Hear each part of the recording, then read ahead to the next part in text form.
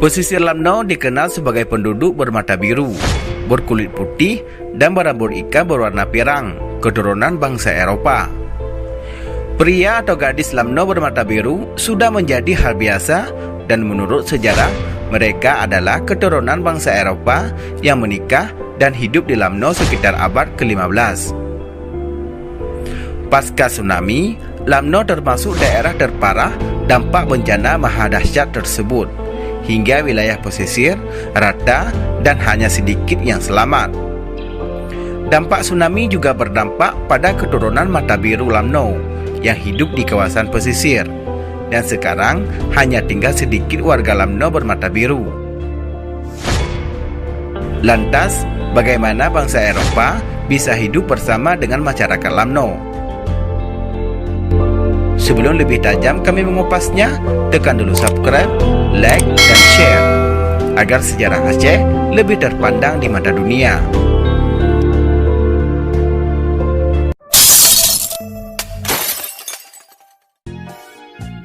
Ada dua versi sejarah yang menceritakan bagaimana pasukan Portugis berada di Lamno. Sejarah pertama mencatat bahwa pada tahun 1492 hingga 1511 Masehi, sebuah kapal perang Portugis di bawah pimpinan Kapten Pinto melarikan diri akibat kalah perang dengan Belanda di Selat Malaka. Kapal yang rusak parah akhirnya diperintahkan oleh Kapten Pinto merapat di wilayah Kerajaan Daya. Pasukan Kerajaan Daya, atau dikenal dengan Laskar Rimung Daya, langsung siaga perang melihat kapal perang Portugis menuju pelabuhan Daya tanpa izin. Meriam ditembakkan hingga kapal tenggelam. Seluruh awak kapal termasuk Kapten Pinto menyerah dan dipenjara sebagai tawanan perang oleh Kerajaan Daya. Pasukan yang terluka dirawat dan diberi pertolongan dengan harapan akan datang bala bantuan dari Portugis menjemput mereka pulang. Tapi nyatanya, bantuan tak pernah kunjung datang, apalagi situasi di Semenanjung Malaka sedang tidak aman. Portugis sebagai bangsa Eropa pertama ingin menguasai Asia, kini dipaksa mundur, sementara oleh Belanda dibantu oleh Inggris.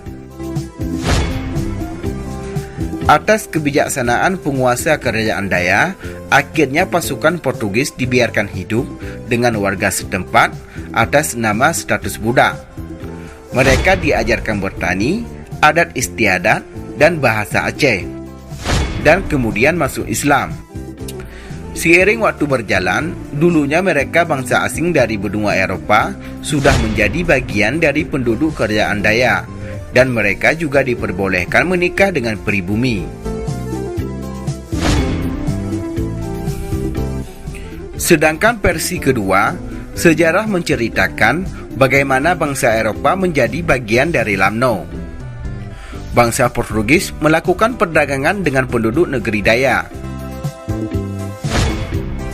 Pelabuhan Lamno menjadi gerbang keluar masuknya bangsa dari berbagai belahan dunia, termasuk Portugis dari Eropa. Mereka menjual barang-barang sejenis keramik, porselen, dan senjata.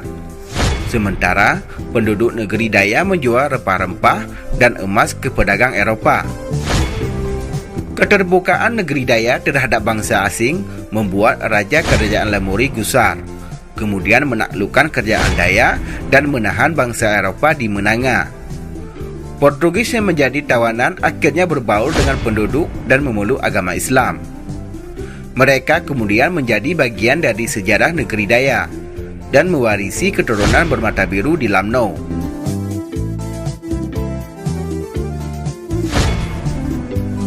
Setelah berhasil menaklukkan Daya, Kerajaan Lamuri yang merupakan kerajaan terbesar dan tertua di Aceh menyerang Kerajaan Pasir dan Kerajaan Pedir dan menyatukan di bawah kedaulatan Kerajaan Aceh Darussalam dan mendeklarasikan Sultan Ali Muayyad Shah sebagai raja pertama sekitar tahun 1511 Masehi.